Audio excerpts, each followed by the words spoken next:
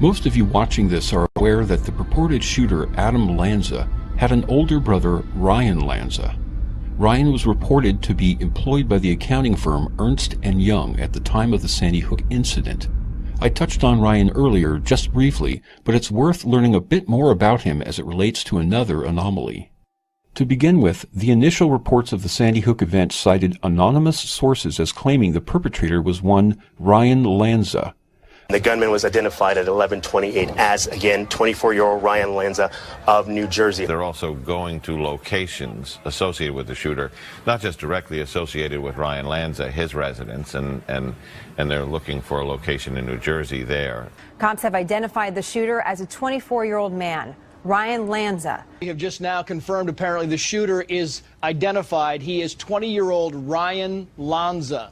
The shooter, it is Ryan Lanza. Ryan Lanza is the shooter. The shooter has been identified to me by a source as Ryan Lanza. Ryan Lanza. A short time later, the media accounted for this discrepancy by claiming the ID was made by identifying documents on the deceased shooter. Apparently, Adam was carrying Ryan's driver's license for some unexplained reason. Some accounts claim it was Ryan himself that suggested Adam might have his ID. Others who were following the story in those first few days remember reading about Ryan's reaction to being identified as the shooter. The following posts were made to his Facebook account. "Everyone shut the fuck up, it wasn't me. I'm on the bus home now, it wasn't me. It wasn't me, I was at work, it wasn't me. Fuck you, CNN, it wasn't me." These reactions are not unusual considering the unlucky situation Ryan appeared to have been in.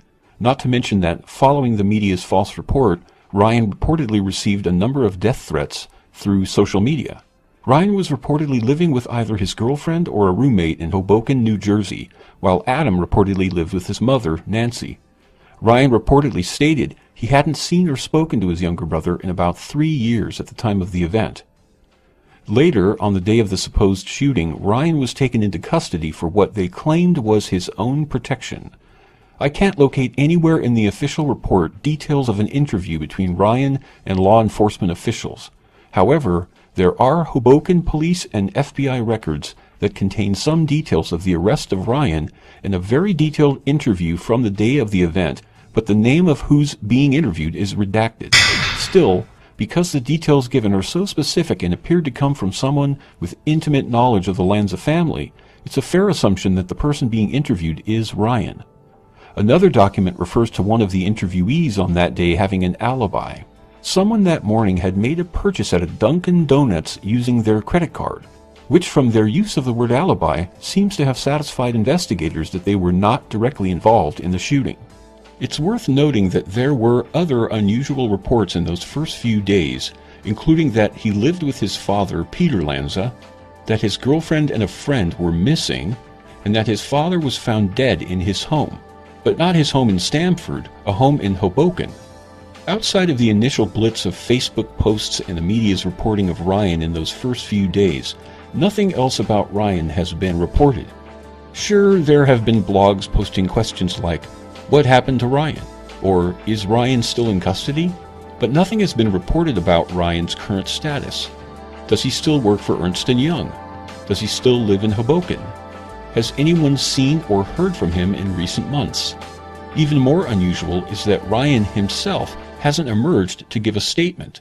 Even if Ryan were concerned about what line of questioning he might face if he were to present himself to the media, he could have simply issued a statement or arranged for an interview under tightly controlled conditions. The bizarre mix of reports, statements, and details pertaining to Ryan and Adam are too numerous to cover in depth in this report. But, just working with the elements I've presented, I'm sure you would have difficulty trying to piece together a storyline that could account for most of the details and false reports. There appears to be some kind of deception going on here, but exactly what that is, I can't speculate. Which brings me to one of the more interesting theories having emerged in the ensuing months that attempts to account for at least some of these anomalies.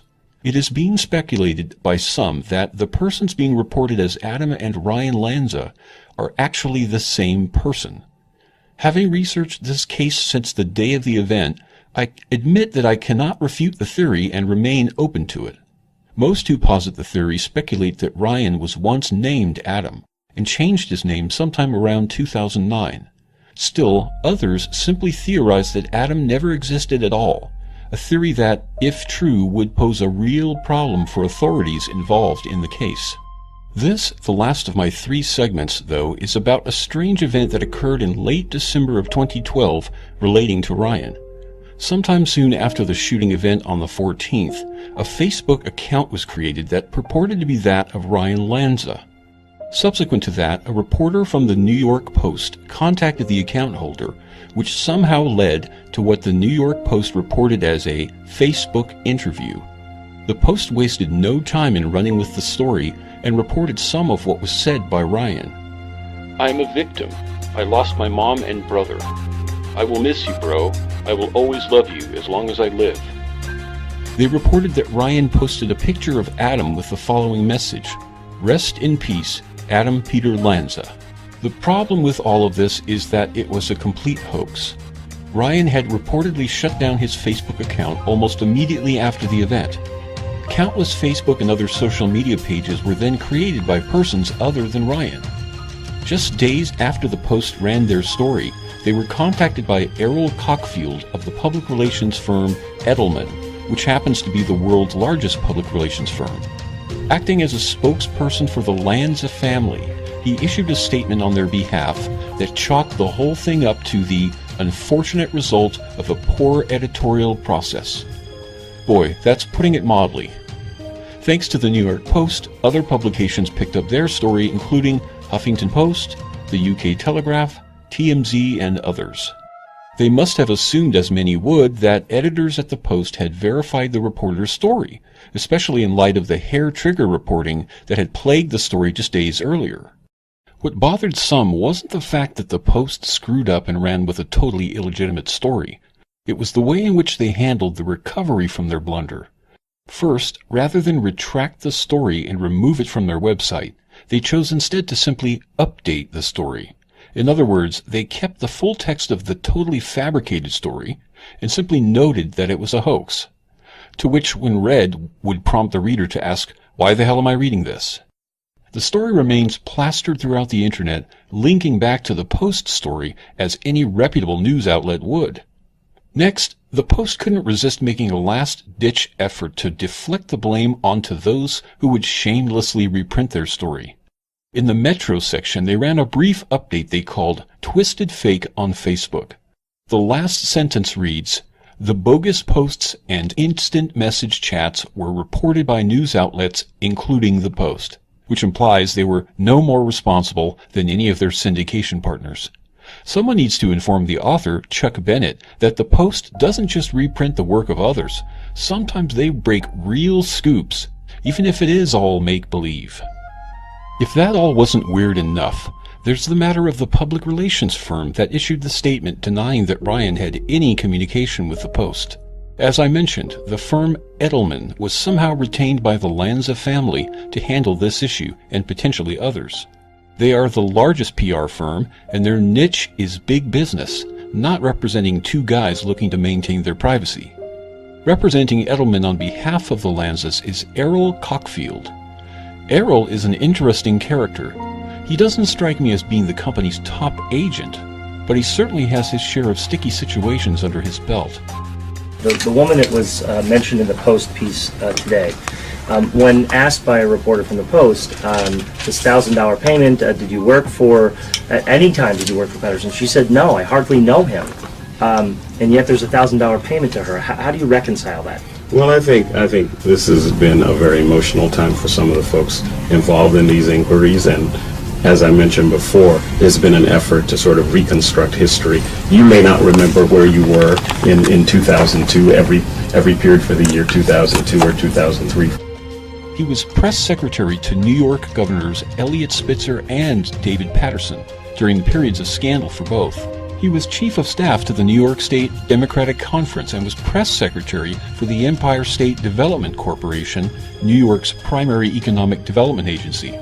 Before his stints in government and PR, he was a reporter for 12 years and actually worked at the Hartford Courant. Let's wrap up this tangled mess with a brief quote from a blog called The Crisis Buzz, which featured Cockfield as a speaker at an event in 2013. Errol Cockfield is a vice president at Edelman, a global public relations firm, where he advises corporations on crisis and issues management. Cockfield specializes in developing strategic communications plans to mitigate risk, as well as proactive messaging to strengthen reputations. Assuming that Edelman has no need to service individuals like the Lanzas, I wonder which corporation Cockfield is advising behind the scenes.